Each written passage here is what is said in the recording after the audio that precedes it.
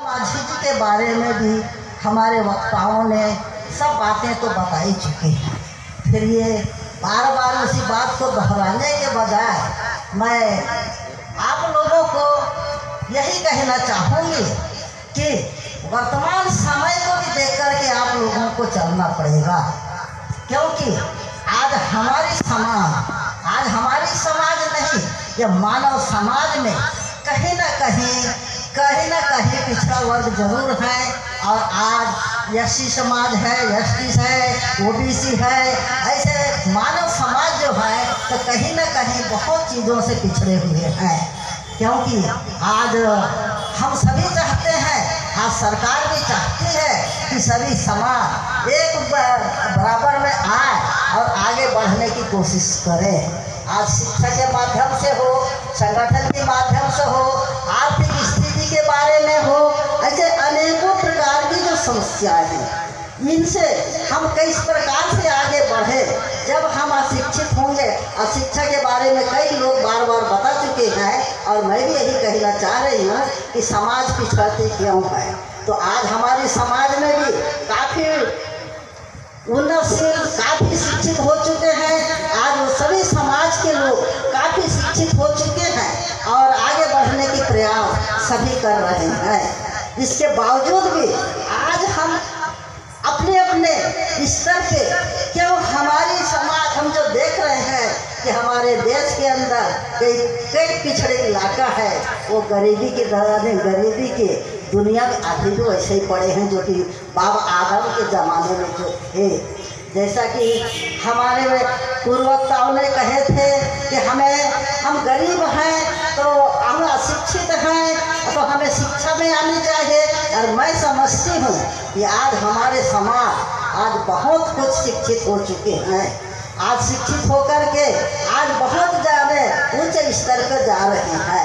आज पढ़ लिख करके हर प्रकार के कार्य करते जा रहे हैं। जैसा बात आ गई कानून के बारे में संसद में, तो हमारे कई लोग हैं विधानसभा में गए, हम बहुत से लोगों को नेता बना दिए, बहुत से लोगों को हमने मंत्री बना दिए, बहुत से लोगों को हमने सांसद बना दिए। लेकिन इतने बनने के बावजूद भी, इतना होने के बावजूद भी आज हमारे साथ में, हमारे समाज के साथ में ऐसे कमजोरियां क्यों आ रही है। यही बहुत सोचने की बात है। हम जरूर कहते हैं कि हम इसको नेता बनाएंगे तो आज जरूर हमारी समाज उन्नति करेगी, हमारे समाज विकास पे बढ़ेगी। हम जरूर यानी उसी आशा को लेकर के, उसी बात या धारणा को लेकर के हम जरूर कई नेता, कई मंत्री, कई बहुत अनेक शिक्षित वर्ग बना के लोग हैं, सभी हमने मिल करके जरूर हम बना रहे हैं। लेकिन देश के अंदर में जब देखा जाता है जो कानून बनते हैं वो कानून सही तरीक़ा से लागू नहीं हो पा रहे हैं। इसके क्या कारण है? क्यों ने हमारे साथ में अभी भी शोषण होते जा रहा है? क्यों यहाँ सरकार ने, यहाँ संविधान में जो कानून बने और संविधान में जो कानून बनाया गया है हर समाज के लिए, तो वो समाज के इसमें कहने लागू क्यों नहीं हो रहा है? इसका क्या कारण हो सकता है?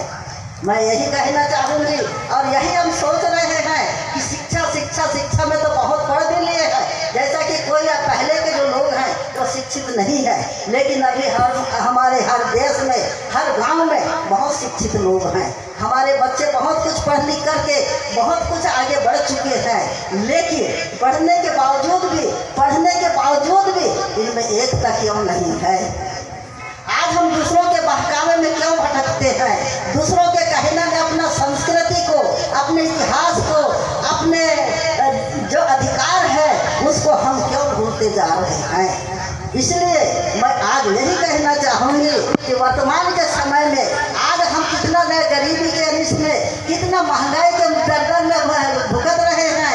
आज कितना दिनों दिन महंगाई बढ़ते जा रही है। इसका कारण क्या हो सकता है? किस कारण से महंगाई बढ़ते जा रहा है?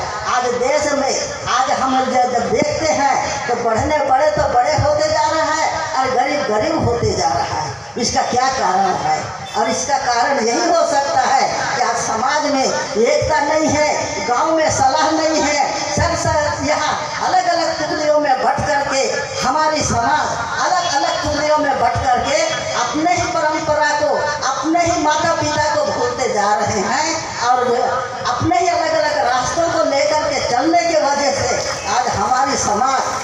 भटकते जा रही है। चाहे वे किसी की भी समाज हो, हम कहते हैं कि हमारे आदिवासी समाज ही गरीब है, ऐसे नहीं, सभी समाज में गरीबी है, लेकिन वो समाज में संगठन है, एकता है, वो समाज आगे विकास करते जाती है, वो समाज आगे बढ़ते जा रही है। तो क्या हमारे समाज में कौन सी कमजोरी है? अब इसी कमजोरी के कारण हम सिर्फ यही कहते हैं कि हम गरीब लोग हैं, गरीब लोग नहीं हैं। अभी हमारे लोग बहुत कुछ अपने रास्ताओं से भटक करके हम अपने अधिकारों को दूसरों को देते जा रहे हैं। आज जरूर कहे थे जमीन के संबंध में 1959 का बाय बिक्री जमीन तो सरकार ने कानून बनाई, आदिवासियों का जमीन को गैर आदिवासी खरीद नहीं सकता। आगे बढ़ना है, अपने समाज को सुधारो, अपने संगठन को मजबूत करो और मजबूत हो करके एक रास्ते में आकर के मानव समाज अपने जैसे कि कोई भी समस्या है गांव के अंदर, गांव के समस्याओं को दूर करने के लिए मानव समाज मिल करके उस गांव में कौन सी समस्या है, एक पंचायती राज कानून जो लागू है उसके माध्यम से हमारे गांव में आज पानी नहीं है, हमारे गांव में आज स्कूल नहीं है, हमारे गांव में कोई सड़क नहीं है, उसके लिए पंचायती राज के माध्यम से आज आगे कार्रवाई करके सरकार को आगे दे सकते हैं, तो वो काम जरूर बनेगा। और नहीं तो फिर कुछ नहीं, जैसा ये सलाह नहीं रहेगा, एकता नहीं रहेगा, तो ना तो गांव सुधरेगा, ना तो आप सुधर पाओगे। इसलिए यहाँ तो अनेकों प्रकार के, इधर तो ऐसे हो रहा है, कई चोर, कई प्रकार के घुसखोर, कई प्रकार के लुटेरा ऐसे देख रहे हैं। इधर से आते तो मैं इधर से लूट लेता, इधर से आते थे इधर से लूट लेता, इधर से आते तो चारों तरफ से मुँह फाड़े आने खड़े हैं। इसलिए आप लोगों को खुद ही समझना है, अपने समाज को सुधारना है, अपने देश को सुधारना है, अपने धर्म को सुधारना है, अपने माता पिता का यानी मान इज्जत करना है, अपने देवी देवताओं को सुधारना है, उनको देखना है, तभी आप लोगों को माता पिता का आशीर्वाद मिलेगा। और नहीं तो वर्तमान समय में कहाँ पर क्या हो रहा है इसके बारे में कुछ नहीं हो पाता। इसलिए भाइयों यहीं से ना किया जाए, आप लोग समझे और एकता बना करके चले, चाहे वो हम चाहे किसी भी पार्टी का हो।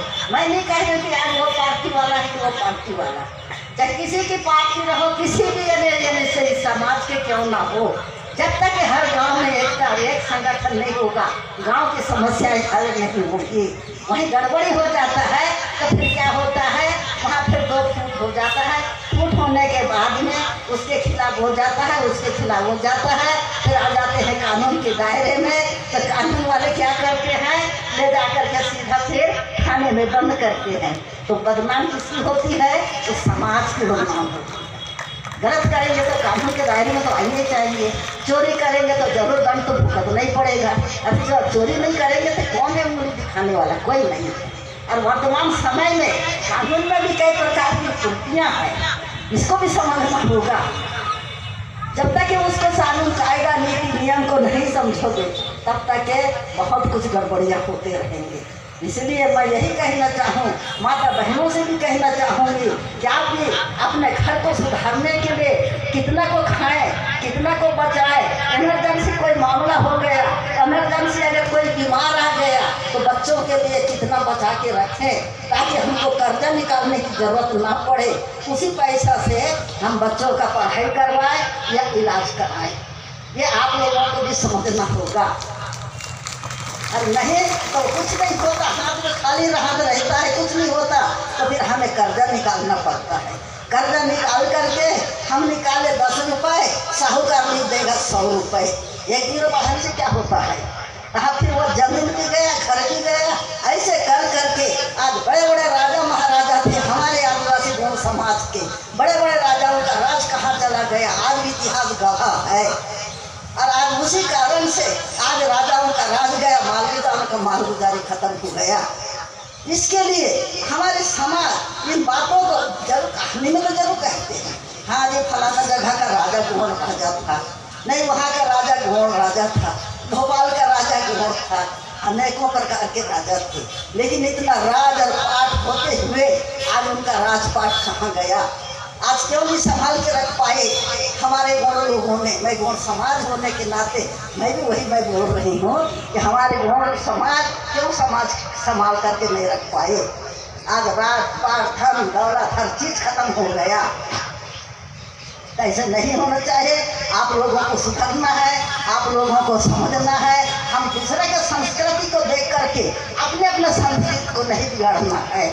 आज हमारे संस्कृति को बिगाड़ने के लिए अपने ही समाज से अनेकों प्रकार के लोग पैदा होते हैं और अपने ही समाज को टुकड़ी टुकड़ी में बांट करके सब अलग अलग जगह में अलग अलग नियम बनाते हैं, अलग अलग नीतियाँ बनाते हैं, अलग अलग मार्गदर्शन कराते हैं और हम उसी रास्ता को लेकर के जो वर्तमान में बनता है उसी को लेकर के हम चलते हैं और भाई भाई में लड़ाई झगड़ा होता रहता है।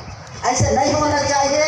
आप हमारे समाज के मैं नेता लोगों से भी कहना चाहूँगी, समाज के मुखिया लोगों से भी मैं कहना चाहूँगी कि समाज को सही मार्गदर्शन कराएं।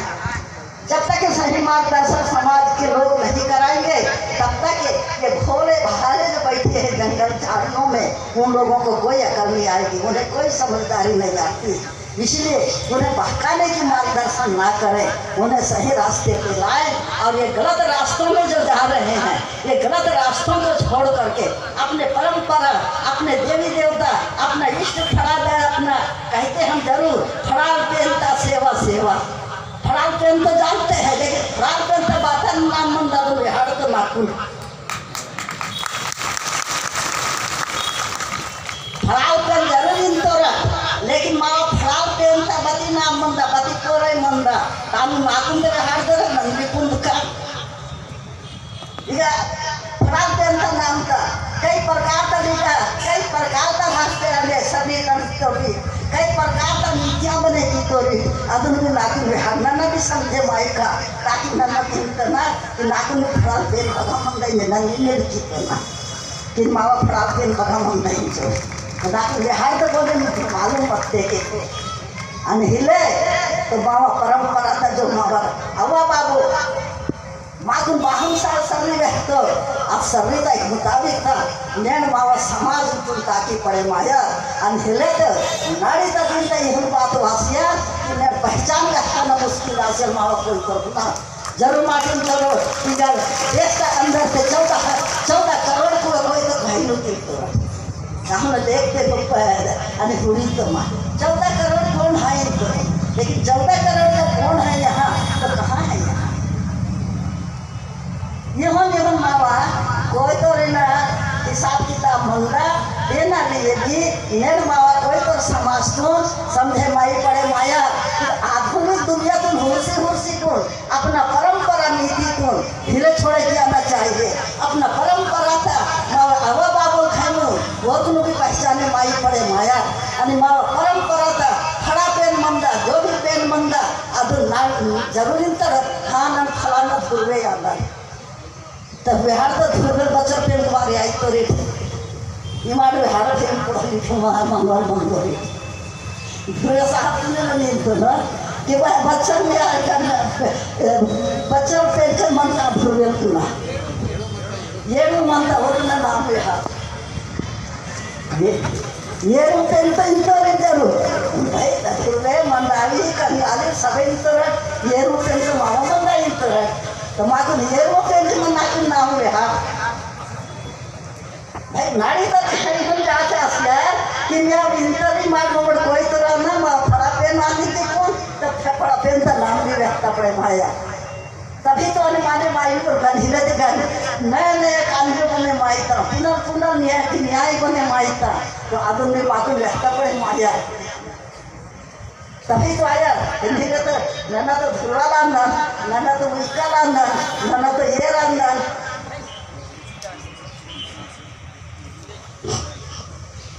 यह नहीं कौन नैन हो रहा थे सभी का चाह चाहिए देखे माँ हमारे छत्तीसगढ़ राज्य में ये जो हम कहते हैं ना हम धुरवे हैं, हम 7 देव वाले हैं, हम मंडावी हैं, हम 7 देव वाले हैं, उल्का हैं 6 देव वाले हैं। ऐसे जो जो चर्चा चला हुआ है तो आज छत्तीसगढ़ शासन में छत्तीसगढ़ में यही बूढ़ा देव का खोज करवा रही है। कि हमारा बूढ़ा देव है तो तुम्हारा बूढ़ा देव है तो तुम्हारे बूढ़ा देव का नाम बताओ। अब ये शासन से बन के आ रहा है। और कहाँ है तुम्हारा बूढ़ा देव, किस कुल के हो, किस जगह के हो, कहाँ तुम्हारा देवता है, कहाँ तुम्हारे माता पिता है, तुम्हारा क्या पहचान है, ये जाने शासन की तरफ से पूरा एक दिन जांच होगा।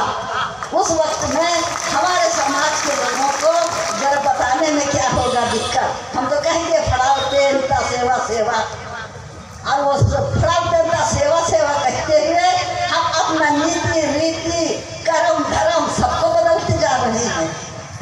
आज हमारे गोली धर्म के जो अनुभव हैं, आज कई प्रकार के कई क्षेत्रों में अपने धर्म को छोड़ करके दूसरे धर्म में जा रहे हैं। अपना धर्म को पहचानते नहीं, अपने माँ बाप को पहचानते नहीं, और इनको छोड़ करके कोई कहीं जा रहा है तो कोई कहीं जा रहा है। एक दिन जब इसका जांच होगा, उस वक्त में हमारे गौर समाज न आकाश में जाएगा या पाताल में जाएगा या कहाँ जाएगा, इसके बारे में कोई पता नहीं है। इसके लिए बार बार हमारी सरकार ने बार कई बार समझाता भी आया, गांव में गया, जंगल में गया, पहाड़ों में गया, हर जगह जा करके समाज को जागृत किया और बताते आया नहीं कुछ नहीं होगा। इसी प्रकार में आज 1900 में ये जो 59 का जो जमीन था, जमीन बारे में जो झगड़ाए थी, उसके बारे में भी कानून बनाया गया कि जो बिक्री जमीन है वो भी आदिवासियों को जमीन वापस किया जाए, तो वो भी जमीन वापस कर दिया गया। लेकिन उसमें भी हमारे आदिवासी लोगों का जमीन अभी वर्तमान में देखा जाता है, कहाँ कलेक्टर में मंजूरी दे देता है, कहाँ कौन मंजूरी दे देता है, वो जमीन गैर आदिवासी के नाम में परिवर्तन हो जाता है। ऐसे भी होना चाहिए, ऐसे कानून में कोई प्रावधान नहीं। इस प्रकार के कई प्रकार के जो कानून बने हैं हमारे आदिवासी लोगों के लिए, लेकिन इन कानूनों का हमारे आदिवासी लोग क्या करते हैं यार, इसी को हम कहते हैं। जैसे अभी पढ़ जाए हमारे लोग चर्चा करती है कि हम वहाँ जाएंगे, अपने सत्ता में जाएंगे तो हम अपना हासिल करेंगे। क्या करोगे, इतने दिन तक ये तो जा रहे हो हासिल सत्ता में जा रहे हो, अभी से नहीं जा रहे, कितने साल हो गए सत्ता में जाते जाते, लेकिन वहाँ जा कर के कहाँ दब जाते हो पता नहीं, आवाज़ नहीं उठता। संसद में कहाँ जा कर के दब जाते हो, आवाज़ नहीं उठता। वहाँ जब कानून बनते हैं आरक्षण का खत्म करो, आरक्षण का ये नीति वो नीतियाँ जो चल रहा है उसके बारे में हमारे कोई आदिवासी नेता जवाब नहीं कर सकता। ऐसा क्या होता है, वहाँ जाकर क्यों रखते हो? अपने समाज के लिए आवाज़ उठाना चाहिए, अपने समाज के आगे बढ़ाने के लिए आवाज़ उठाना चाहिए। हम कितने लोगों को नेता बनाएंगे, कितने लोगों का नेता बना करके आगे बढ़ा दिए, सांसद बनाए, विधायक बने, नेता बनाए, मंत्री बना रहे हैं, फिर भी हमारी समाज जहाँ के तहाँ नीचे जा रही है, लेकिन ऊपर नहीं जा रहे हैं। कानूनों का अनेकों प्रकार के कानून बने हुए हैं, लेकिन इन कानूनों का पालन कहाँ हो रहा है, तो फिर कैसे पालन होगा? जब तक कि हमारे समाज उस रास्ते को नहीं पकड़ेगा, जब तक कि हमारे समाज ने अपने अधिकारों को नहीं पहचानेगा, तब तक ये कुछ नहीं कर सकते। इसलिए मैं आप लोगों से यही कहना चाहूँगी कि समझें, आगे बढ़ने की कोशिश करें, बढ़ें। आप लोगों के पास सब कुछ है, जैसा भी आप लोगों को बहुत कुछ रास्ता बताया गया, हमारे पूर्व वक्ताओं ने हर तरह से आप लोगों को रास्ता दिखाए। लेकिन हम सबसे ज़्यादा गरीबी किस लिए हो रहे हैं, तो वही नशा पानी के चक्कर में या गरीब गलत रास्ते में जाने की वजह से। मेहनत आप बहुत करते हो, मट्टी खोदते हो, पत्थर तोड़ते हो, सारा बिल्डिंग खड़े करते हो, रोड बनाते हो, कहाँ मेहनत नहीं करते हैं? कौन करता है मेहनत? हमारे माता बहन, हमारे भाई बंधु भी तो मेहनत करते हैं। आप जो भी बिल्डिंग बनते हैं तो हमारे भाई लोग 10 रुपये 20 रुपये की रोजी में तो बनाते हो। इतना मेहनत करने के बाद जब आप दूसरे के लिए करते हो तो अपने लिए क्यों नहीं एक झोपड़ा से बिल्डिंग नहीं बना सकते? उल्टा उसको झोपड़ा को गिरा रहे हो लेकिन ऊपर नहीं उठा पा रहे हो। ऐसे कमजोरियाँ क्यों ला रहे हो? तो कमजोरियाँ लाने के कारण वही है, आप में एकता नहीं है, आप लोग गलत रास्ते में जा रहे हो, या तो मेहनत ये करके ला करके जब एक आध तो दारू वारू लाते हो, पी करके अपना पड़े हो। तो जब आपका पीने का बच्चे देखेंगे तो बच्चे क्या पीने के लिए छोड़ देंगे? आप जैसा व्यवहार करोगे वैसा बच्चे भी तो करेंगे। इसलिए आप सबको सावधान होना है। आप लोगों को सावधानी के साथ अपने बच्चों को आगे बढ़ाना है, उनको शिक्षित करना है तो अच्छी मजबूती के साथ आगे बढ़े।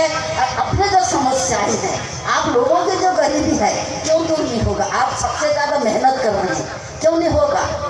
ये नहीं कि बैठ गए कि हम गरीब गरीब। दुनिया में कौन नहीं है गरीब? बहुत लोग हैं गरीब। आप ही लोग गरीब नहीं, बहुत लोग गरीब हैं।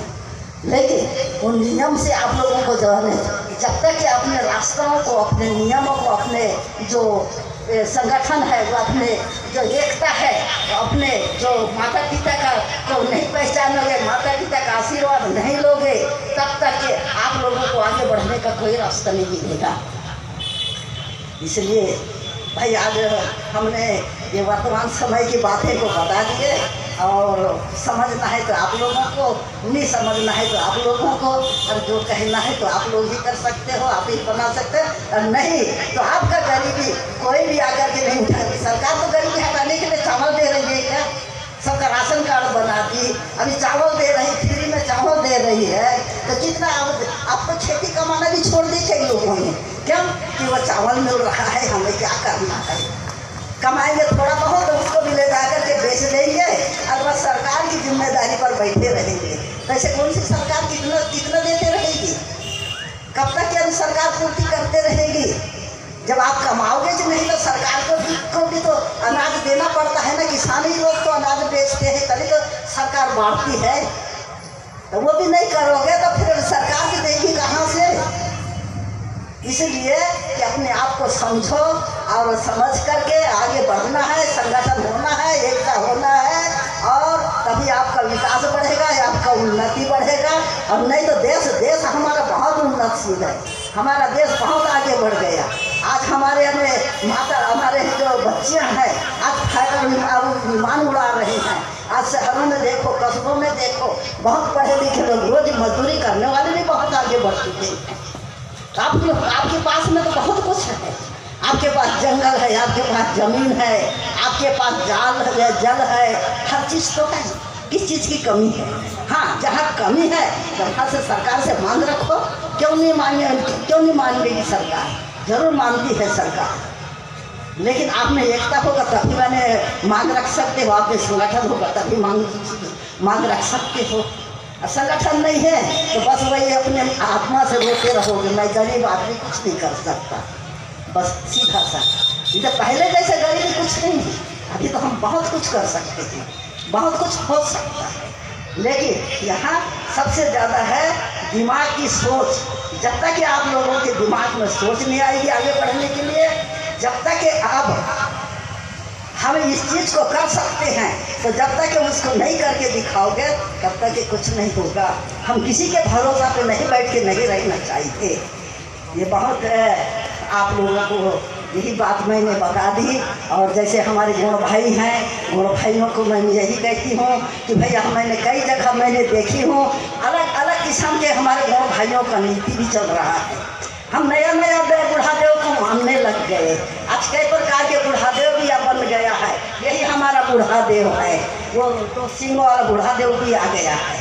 उसको कहते हैं कि तो मैं यही पूछना चाहूँगी कि ये जो बुढ़ादेव है, आप लोगों के पूर्वज लोगों ने कब से मानते आ रहे हैं? मुझे जरा बताइए, कब से मानते आ रहे हैं? ये शुरू से मानते आ रहे हैं या अभी से, यानी ये नया नया जो निकला हुआ है तो यही हमारा बुढ़ादेव करके बता रही? जरा बताइए हमें।